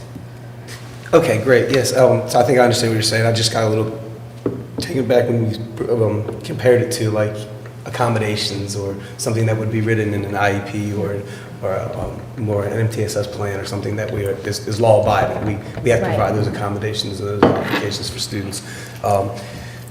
I think it's important to note that it doesn't say all students will receive this specific school counseling strategy. And I think something that resonated with me is, and I'm an academic person, believe me, I look at the numbers every day. My superintendent wants me to look at the numbers every day because I have an obligation for kids to get them prepared for the next level. We don't talk about getting kids prepared to get to high school, we talk about them excelling in high school, so those numbers are very important. With that being said, in my experience, if a child has experienced not just trauma over their life, but frequent or recent trauma, they're not worried about the math lesson that day. So I do have to be able to identify that and get them to the appropriate person. That doesn't mean hit stop on the entire lesson and the whole class loses the lesson. That means that I might need to get that child to my trained school counselor so that, and this happens multiple times a day. Just this morning, we have to get students in the right headspace so that they can get the academic piece. And so, furthermore, I think when I think about the group counseling piece, I think about mediations that take place, students that have conflict that could stem from outside of school and that could carry into the classroom, and that could impact and impede the learning of all the students. So it might be a group setting where I have to take 3 or 4 kids and get them in front of a counselor. Now this, keep in mind, is always in conjunction with the parents. Calling the parents and saying, here's what we've got going on. Are you good with this? We're trying to get this handled so we can get them back to class to get the instruction that they need. So when I read this, that's kind of the way that I internalize it and think about it in my experience, where I've served as a principal of 5 different schools and very different schools. And students have very different needs in those schools. And there's never been a setting where I've been at that says, where I've said, every student in this school needs this. It's kind of always, some of the kids need this, some don't. Some don't. I have 3 children, personal children in New Hanover County schools, and my wife is an educator as well too. So my children may not need what other kids need. They might just need the math. They might just need the reading. But there are a lot of our students that do need some other things in order to get there, if that makes sense. And so when I see group, I don't see it as I'm going to interrupt math instruction for everybody to do this group counseling, but it may involve multiple students, which would define a group. Right, and again, that's why I said I wanted to see those definitions written out, so it gives some clarity for people reading the policy that aren't going through the minutia of the day in, day out. So I've just resent the definitions I shared on February 14th. Ms. Barnhart, with regard to individual counseling, and my question at the end, this is what came from DPI language, and I was wondering if this answered the question. Individual counseling by the school counselor. For example, the school counselor and individual student engaged in counseling about that one student's personal concerns and or academic issues. And then for group counseling by the school counselor, where the school counselor and a group of students who are meeting in a group session as they deal with habitual attendance issues or with forming healthier friendships or with the need for more effective coping skills as they deal with a loss. Yes, and I'm comfortable with those definitions. Like I said, I thought it was a value add to have it in this policy. Yes, ma'am. So I just wanted to add in a comment about equal versus equitable, and one of the pictures that comes to my mind that I think is one of the most illustrative of that is where you see 3 kids standing at the fence watching a football game. And behind that fence, there are stepping stones, or stepping steps. And the tallest kid is on the shortest step, and the shortest kid is on the tallest step. So that they are all able, they're having an equal opportunity to equitable, outcomes. So they are able to look over the fence, but not everybody needs to be at the same height on the bench, because there's someone still may not be able to see. So that is one that just always sticks in my mind, is that not everybody needs the same thing in order to be successful. If you look at your own kids, you look at your own, self compared to your friends. So that's what definitely have to have equitable in there. With adding those changes to include the definition, do we want to move this forward to the board or to keep this in policy? Question about the yes, sir. definitions. If there are listing the definitions, is there a place where counselors are able to provide that to parents, like what they offer? My question specifically is more so if we have more services that we have, but we don't have them listed, or they more come up. And we can't, if we don't have them listed, does the policy box us into only offering those services? Could it be something that we add to, to see the list of individualized counseling or group counseling to go? I don't know the procedure protocol, but. So implementation of the national model means that every school counselor creates that comprehensive school counseling plan with their school, and it's going to be based on student data. So how much of their time needs to be spent on crisis level needs versus guidance in the classroom versus academic promotion. So I think that if we get too specific, we're going to limit their ability to respond to be responsive to student needs. I think in this policy language, it needs to be more generalized so that they can operate the full scope of that comprehensive model. And so my question. Could it be that we add a sentence that acknowledges that the counselors provide both individual and group counseling, but those things are different in entity? And I don't know, if you want to take a nod to where they need to go to individual school, to what the full list looks like. I hear what you're saying, like if we miss something or something else comes up that, that we provide a service for that might not have been listed. Right. But I feel like the need to acknowledge that those two things are separate justifications in how we implement those as a school district. And that would be my question too. I think, because, different schools, counselors may say, we offer X. And if parents can go to a counselor and say, I need this, and they offer it for them. I'm assuming there's the counselors, of course, all counselors know exactly what they can and cannot do. But some of that, social workers can jump in also. And help support. So I agree, it's like if there's a spot where we can say, I don't know how that verbiage would look, but if. Well, I think the term offer, so in response to student needs, school counselors can offer individual and group counseling that could meet these definitions. So it could say, for example, I don't know that we want to say we provide because it's based on student data. So every school is going to be able to provide everything that an IEP would need, but you don't say we provide these things on a daily basis because you may not have a student that requires it. Right. So being responsive to student data, I think it needs to say that our school counselors implement a comprehensive, and most of this is already in there, a comprehensive school counseling program. The program will include individual and group counseling. It goes on to say these particular ones. So if it says individual and then in parentheses, it could be group session as students deal with habitual attendance issues or forming healthier friendships. And then the next group counseling, that was group. Individual for personal concerns or academic issues. So I think it could be that it's simple as putting that in parentheses behind those. And committee members, you could, just to clarify, so it's not that the program is limited to those particular things. You can put, for example, either So in just parens or in another sentence. And I'm happy to work with Ms. Barnum on, tightening up the language around that too, based on all of this good feedback. Thank you, Jason. So once, committee members, do we want to have that language included and see it prior to saying yes to move on to the board? Probably. Okay. So that is, I think not. I think because we pretty much agree, I think that we've agreed pretty much on everything that's in here. So why can't Jason just clean it up and move it along? are you fine with that?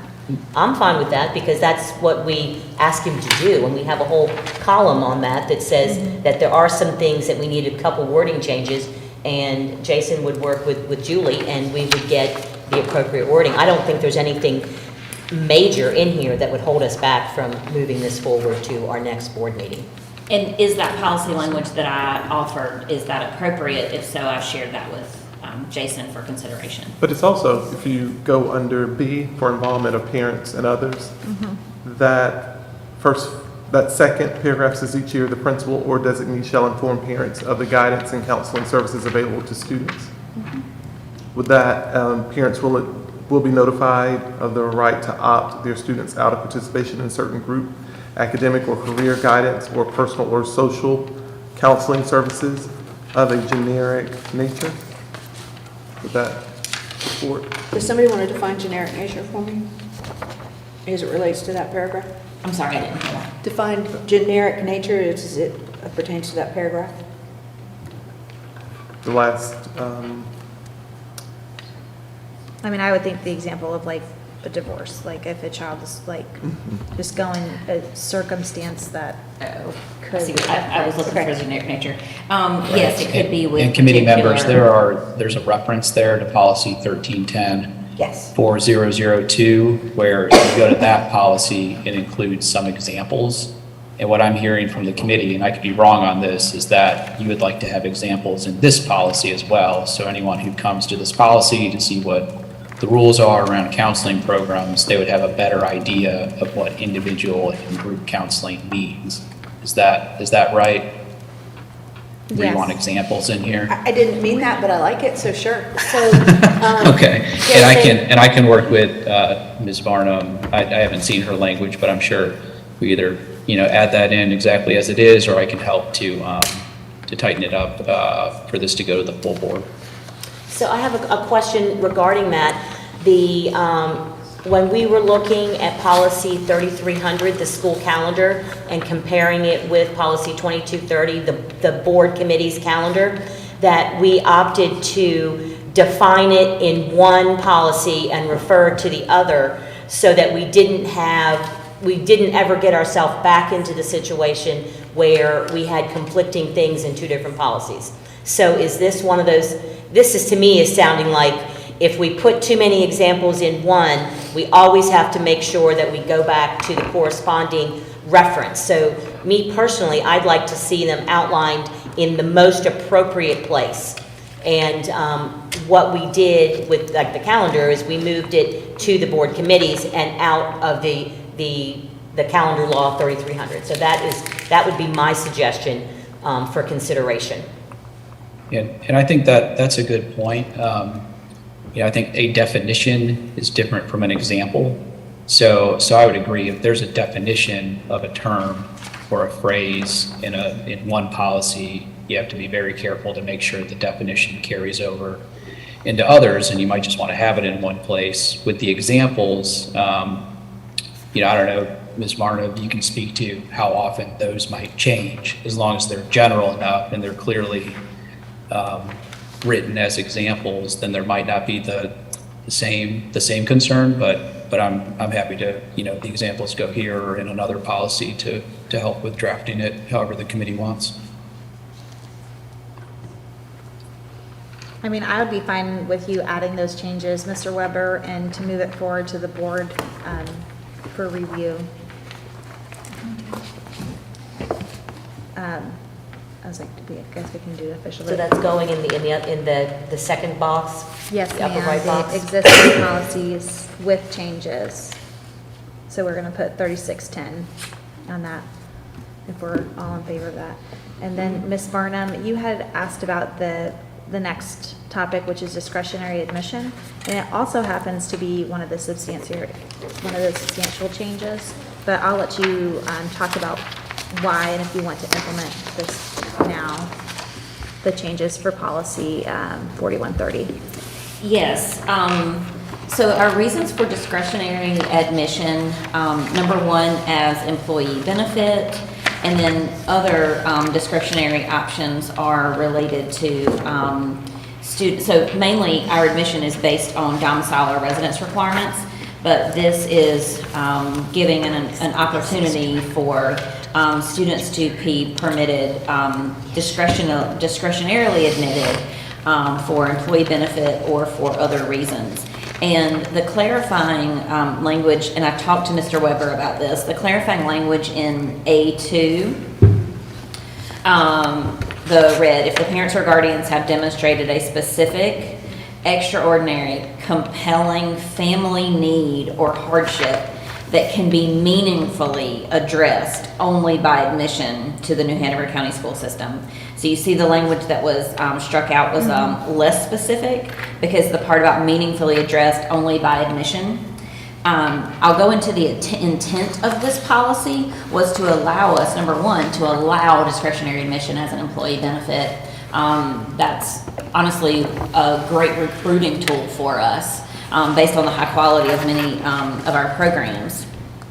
So this was intended to create an opportunity to increase our ADM, our student enrollment, which is financially and, fiscally responsible. However, this has proven to be counterproductive to our financial stability with these discretionary admissions that we have allowed. So we have not increased ADM significantly. However, we have found that there's been a financial cost way above and beyond what the benefit would be to ADM. So from a fiscal perspective, the discretionary admission for non-employees or non-military, because we have all those other reasons why students could be enrolled, but those that are based on a generic hardship are not necessarily sustainable. But we want to make sure to maintain employee benefit or any other military, whether active or non-active duty. Okay. Yes, ma'am.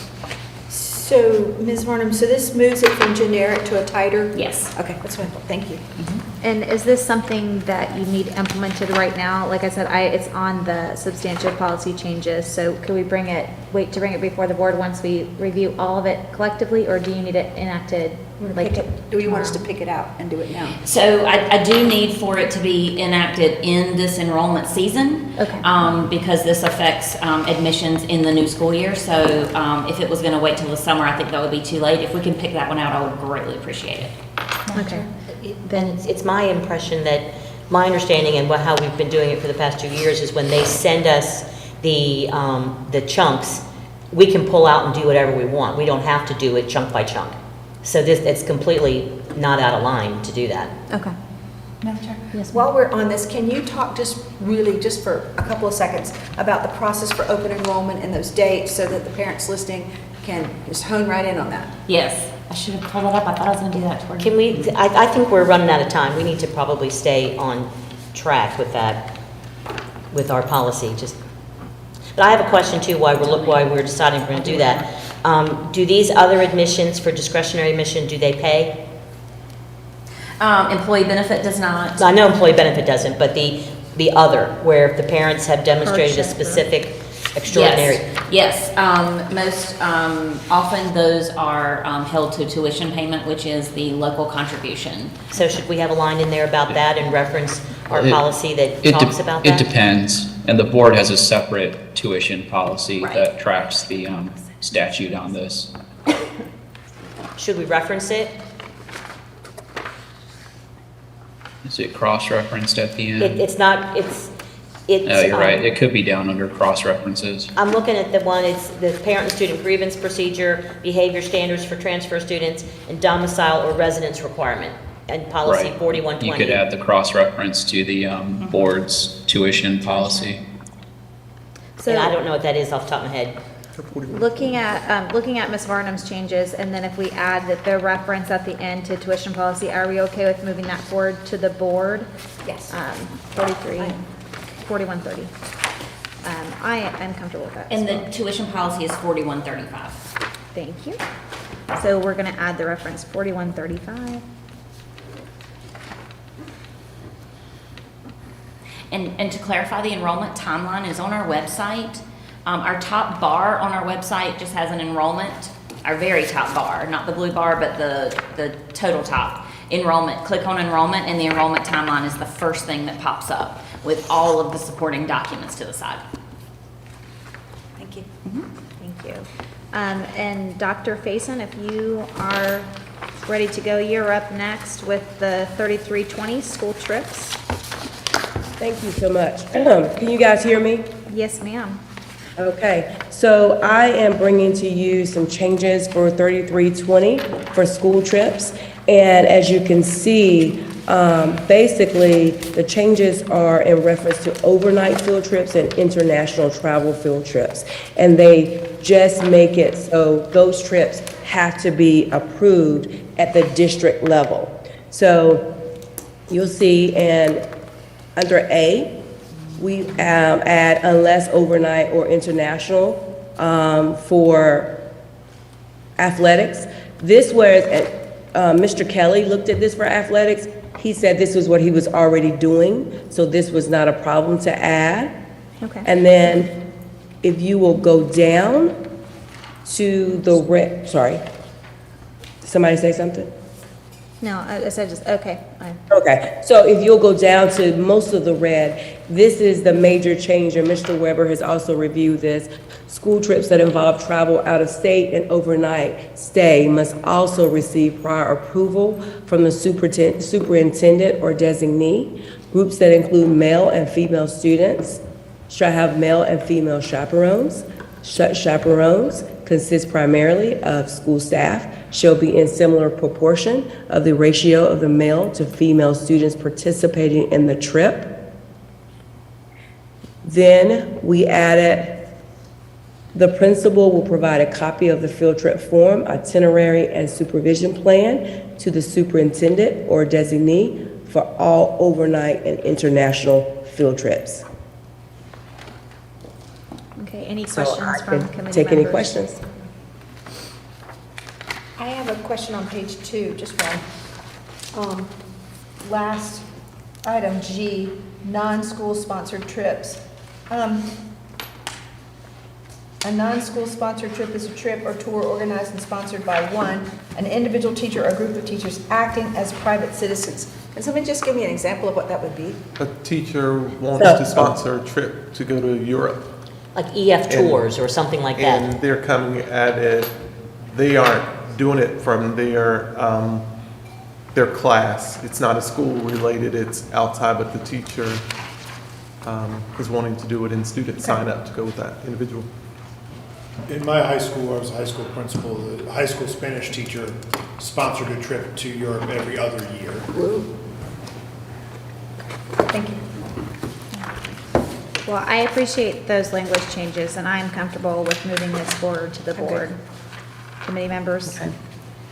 Mrs. Barnhart, I just need to note that we are asking, because this language, there are already some field trips in place and they have been scheduled. So if this could be for the upcoming school year, because some things are already in place in some of the schools. So we have a plan in place to be aware of the field trips and things of this nature, but there are some things that have already occurred and planned before this policy will be approved. Okay, so you're saying for this to go into effect So not for the current. 23, 24? Yes. Yes. Okay. I'm fine with Thank that. you. Thank you, Dr. Faison. So then that brings us to the amendments. These are the minor changes from NCSJ, and the first one is policy 2130, board member compensation and expenses. And these are recommended changes, and it looks like just dealing with the reference. I had a question about this because 2130. In our page 1, under number 1, it says the board will meet twice a year to discuss upcoming professional development opportunities to decide which board members will attend them. Are these separate meetings, or does this just happen this is just a question, does this happen in regular meetings, or are these separate things? Agenda items. And I brought that up and Pete put that on hold for 2 months. So professional development, just it's as people bring them up? Okay.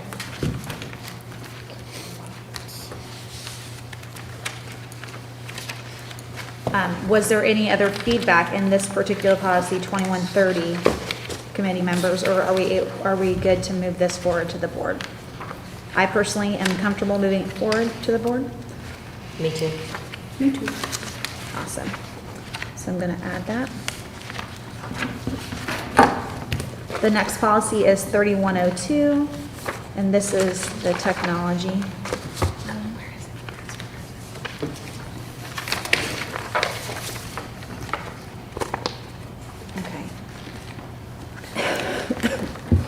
Excuse me.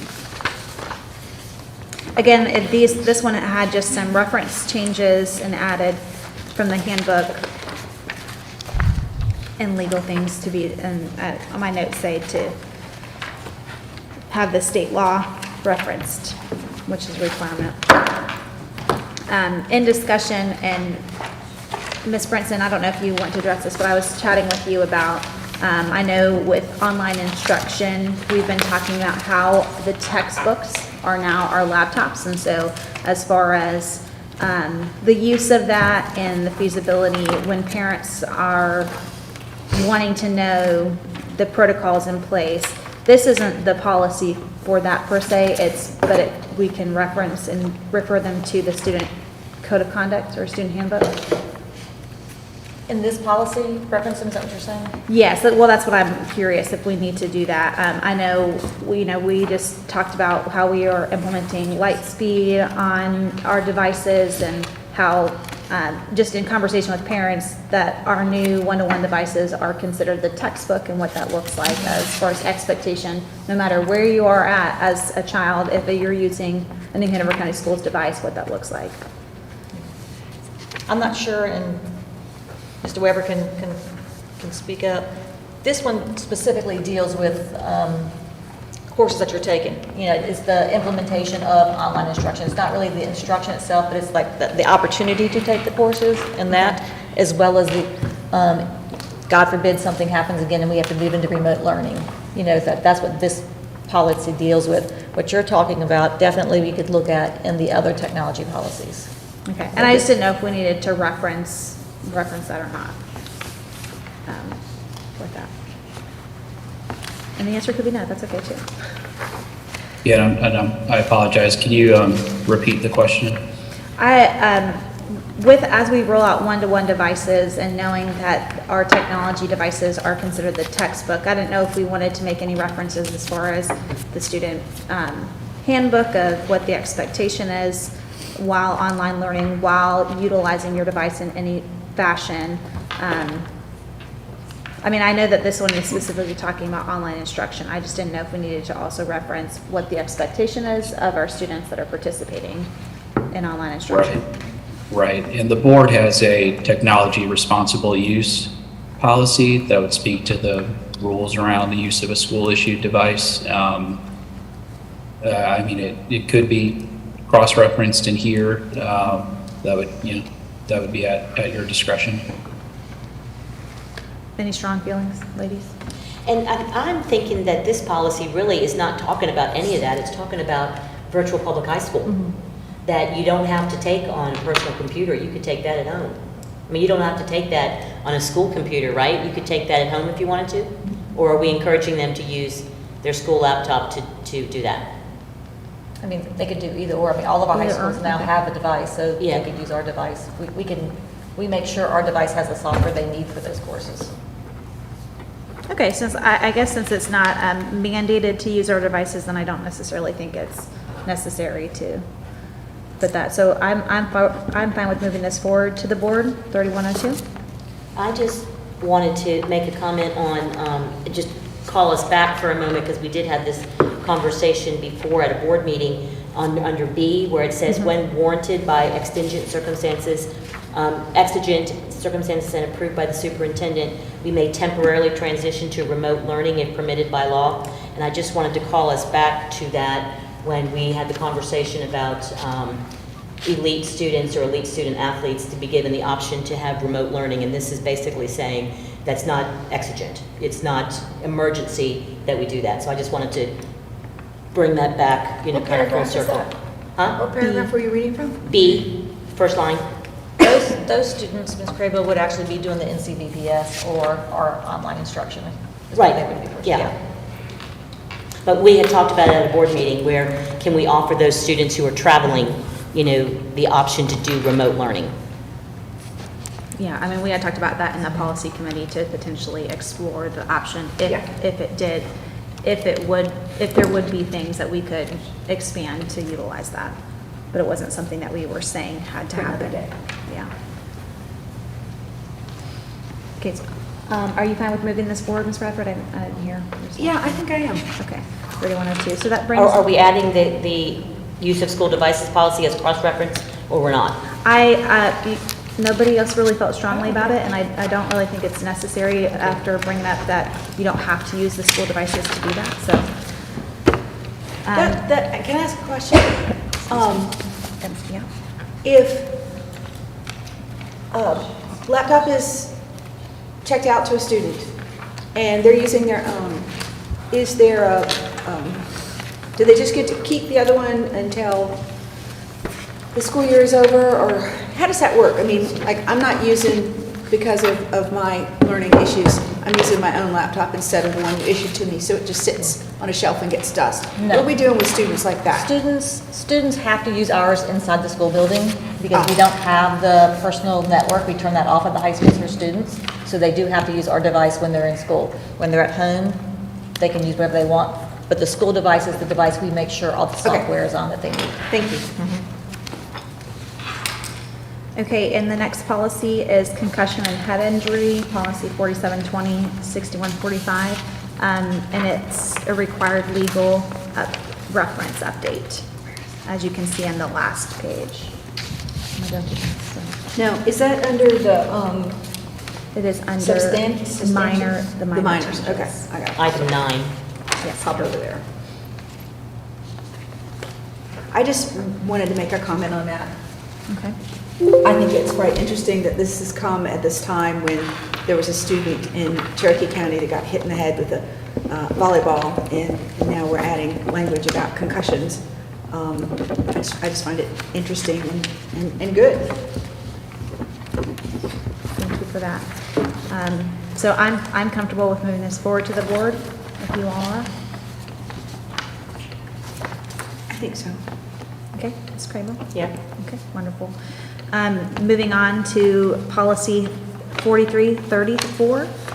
And again, this is an updated legal reference. And this is the unmanned aircraft of drones.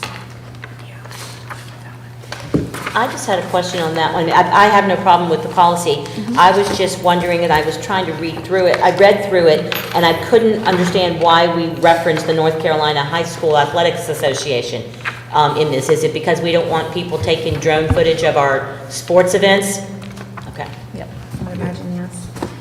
My one question, and this was kind of to our staff, was on page 1, it said the use of unmanned aircraft on school property. I'm sorry, we're looking at section B here. The use of unmanned aircraft on school property or at school-sponsored events for any purposes must be approved in writing by the superintendent or designee. And I was wondering if we wanted to put a time frame on that, of like, you need to have approval X amount of days prior to the event. Wouldn't hurt. I don't know, feedback of that. And I'm open to, if we want to say 10 days, 5 days, whatever, but I just didn't know if we wanted to give some more groundwork structure. And I'm welcome, I don't know who would be. Yeah, I mean, face it, it's going to happen more and more. The skies are full of drones, you know, on most events now.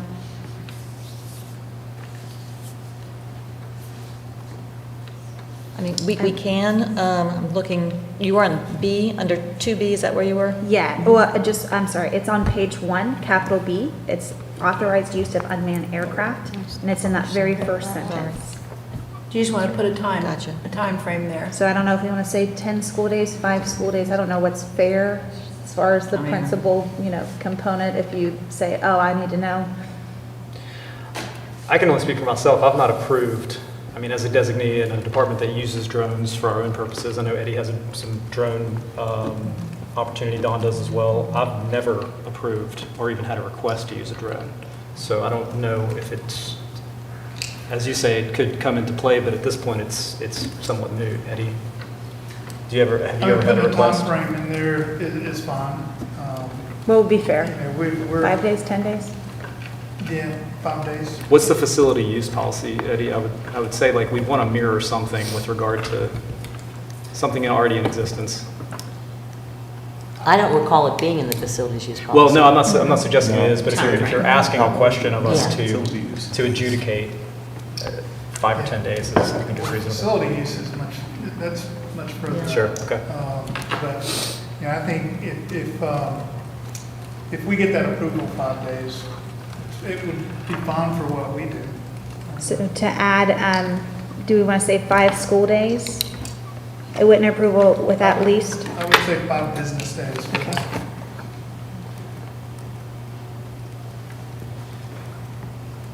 This is coming down from the School Board Association, so they're, probably over the skies at Wake. There's a whole lot more drones at events than there are here yet. Well, we But- do have, like, Ashley has a program, and I know the ROTC program at Laney also have drones. and No, I was they just use thinking them. of personal use. Yeah. In my neighborhood, there's a lot of personal use. Yeah, but you got to be careful with those too. That's why I'm kind of thinking, because there's certain things you can't film, you know, and so we've got to make sure that we're not giving permission to people just Yeah. randomly to be on our property, and then Yeah. they film people's houses next door. So if we had the change, the event for any purpose must be approved in writing at least 5 business days by the superintendent or designee. At least 5 business days prior. Is that fine with everybody? Yeah, yes, ma'am. I don't think there's any objection from the staff. I would just say that that ties closely to E under 2E, which specifically states that they may not be flown over people or moving vehicles without express written approval of the superintendent. And as a precondition, they must provide information sufficient to determine that it's applicable with FAA regulations, and it's tightly regulated. It is. Well, with that change, then I'm comfortable with moving this forward to the board as well in April. So. Any, all in favor for that? Yeah. Okay, good. And then there's 2 others that we might have time for this last one. 6230 is school meal and competitive food standards. And one change was correcting a typo. It says in B3.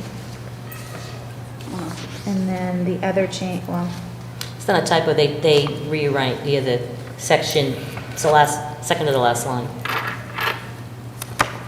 Under B? Yeah, there, it's subsection B, the last line where they're changing C subsection B number 5 instead of number 4.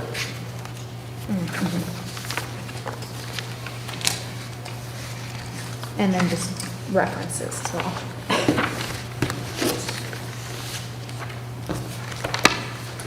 Any comments on that? Out of curiosity, do we recycle in school? I'm looking at bottles of water must be available. Do we recycle? We do. Some do. Cool. We provide waste and recycling services at each school.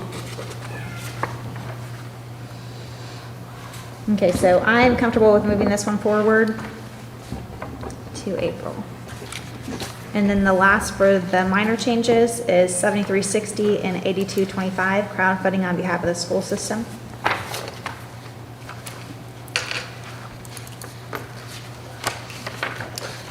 I'm fine with the changes they had, but had one question for you, Eddie.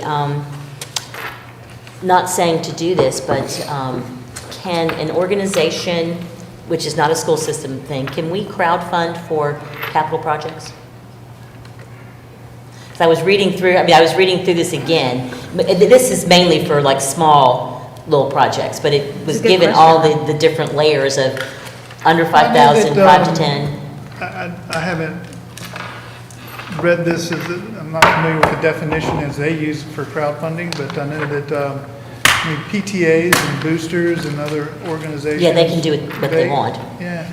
But I was just wondering, is that a fundraising strategy that we could use, like, for capital? Like, we can have the community donate to, Good idea. we want to, because somebody would have to manage that, obviously, and it would probably come under your purview, but when I had not really paid close attention to this until I was reading again about it, and it says, the superintendent has the authority to approve proposed campaigns seeking a dollar value of 10,000 or higher. So I'm just thinking, like, suppose our budget won't let us do something like. Fix the leak in the. Well, I'm thinking of like fund esports. You know, if we want to spend $65,000 on something, then maybe the community might want to chip in. I don't know. So is that something, I mean, that would be included in this, right?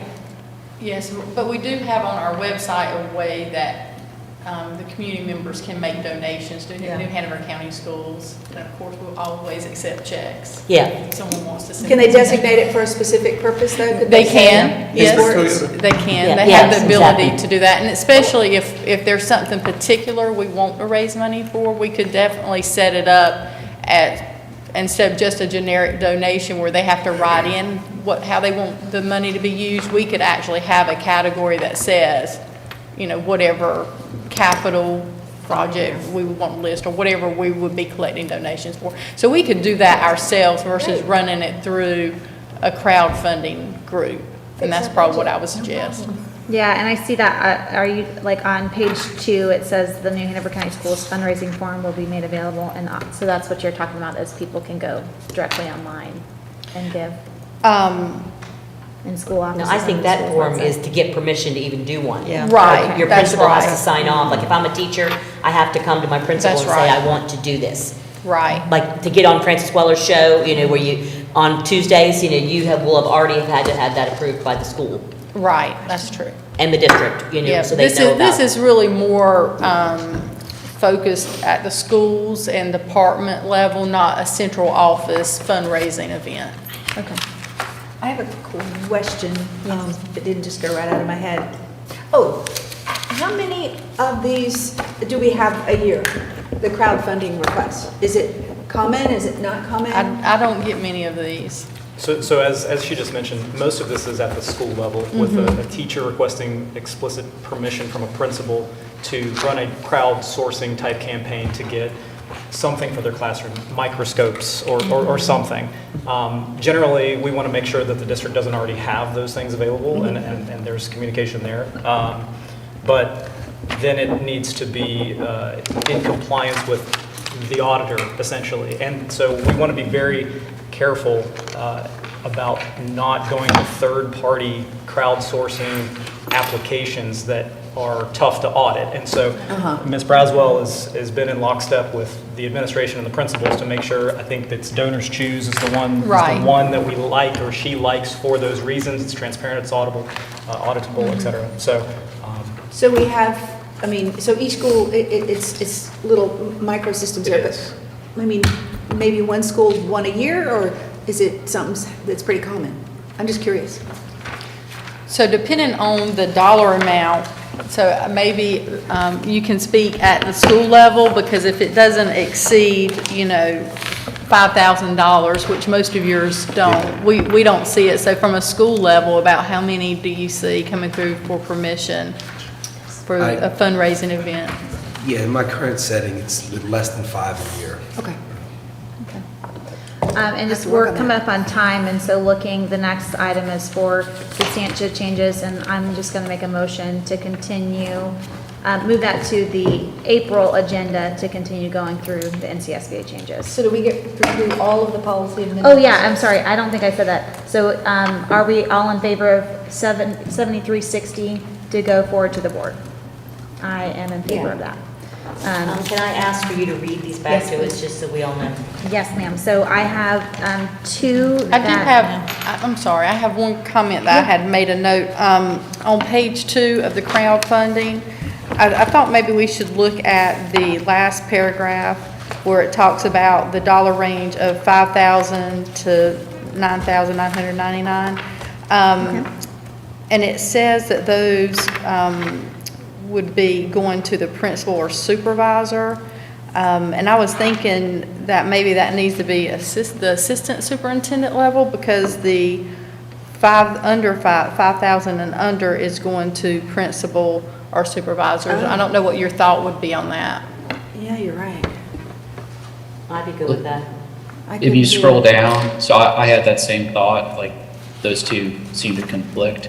If you scroll down to the top of the next page, it says the principal supervisor shall refer the proposed campaign to the appropriate assistant superintendent. For review. Oh, I see. So if it's Yeah. between 5 and 9,999, that initial request goes to the principal then refers it to an And then assistant refers super. it to assistant. Okay. Thank you, Jason. Does that work? Is Yeah, that no. enough? Yep. Okay. So with that, are we comfortable with moving that forward to the board? Committee members? Yes. I am as well. And so I'll move. Can you read them all? Yeah, we go Yes, through our list. yeah, well, let me move this over, and then I'll read them off before we adjourn. So, I'm gonna make a motion that we move the rest of the agenda items to April. Second. Okay, so all in favor? Aye. Aye. Any opposed? Okay, and so before we adjourn, I have that Jason is going to be making those changes we talked about adding the definitions for 3610 and 4130, and that was a reference change. Excuse me. And then moving forward to the board is policy 4130, 3320 with the caveat that would be in place of this upcoming school year, 23-24, 2130, policy 3102, policy 4270, policy 4334, adding that 5 days in there, policy 6230, policy 7360. Held in committee is the CTA, which is on the agenda. We're going to also be looking at, CTA is 2310. And then 4720 is survey of students. I think we have the changes. We're just going to tighten that up so that we are on the same page prior to bringing it to the board. So those are the two held in committee. And just as an update, I know we had discussed this committee having a universal assignment. So I have compiled my thoughts and be reaching out to everybody. So next month we'll be able to discuss a potential universal application process for the committee board. So with that, if no one else has any things changed from my notes, I will take a motion to adjourn. So moved. I second. All in favor? Aye. Any opposed? All right, we are adjourned. Thank you, everybody.